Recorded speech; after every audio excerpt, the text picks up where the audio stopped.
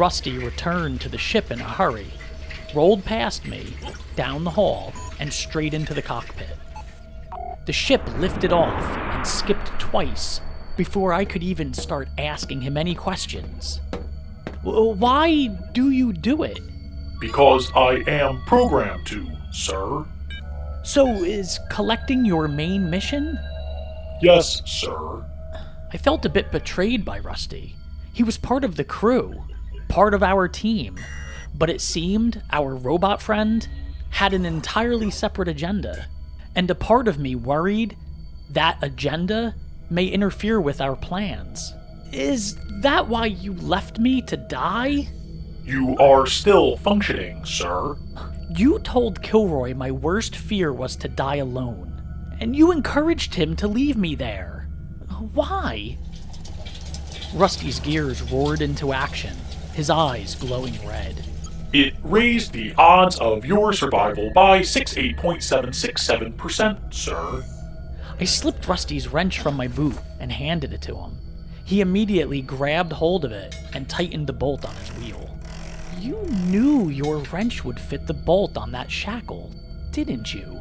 There was an 89.34% chance you would realize the wrench fit the bolt on the shackle, sir. But what if it didn't? Rusty's gears roared louder than ever, then faded.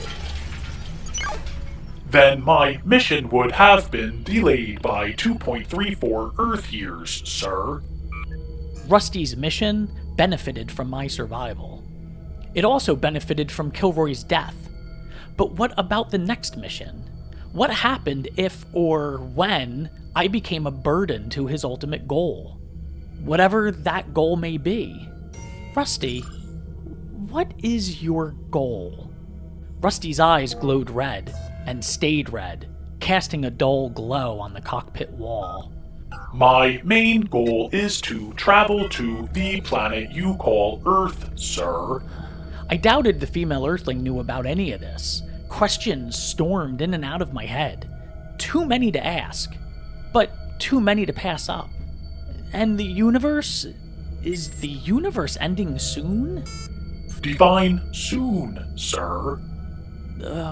Before my expected lifetime? Yes, sir.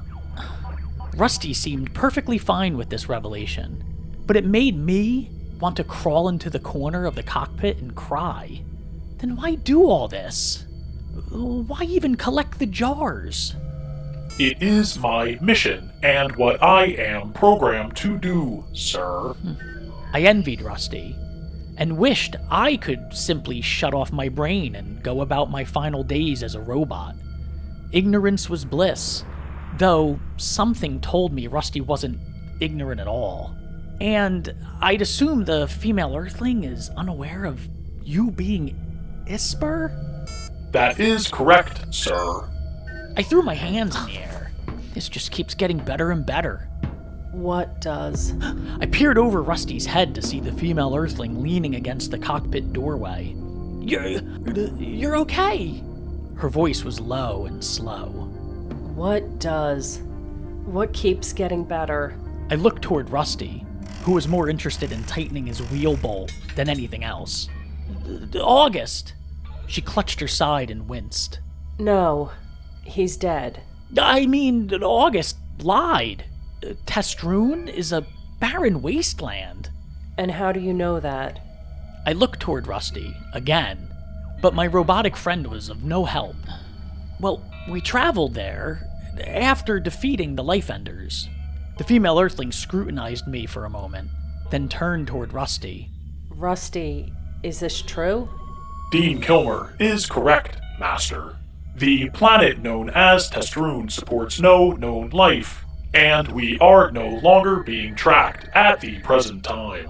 She squeezed her side tight and grimaced. I'm impressed. So what's our present course? The ship is pre-programmed toward the planet known as Earth, Master. Change the coordinates. Head to Arrakis. We need to get this ship retrofitted with some windows and channel guns. The female Earthling winced and wrapped her arm around her waist. But this is our chance. We can travel to Earth. There's nothing holding us back. The female Earthling pushed herself from the doorframe in an attempt to stand on her own. We can't risk being followed. But with Kilroy gone, we're the only ones left to... She coughed hard, which soon turned into an agonizing chain of gurgled gasps. Rusty confirmed it. We aren't being tracked. We can just go and... Enough. I've made my decision. The female Earthling pointed her shaky finger at Rusty. You're sure Testrun supports no life? Yes, Master. The female Earthling slowly turned and hobbled down the hall, keeping one hand against the wall at all times. I followed, making sure to stay one step behind. I was frustrated by her lack of understanding. There was no reason to wait, but she was the captain, and her word was law.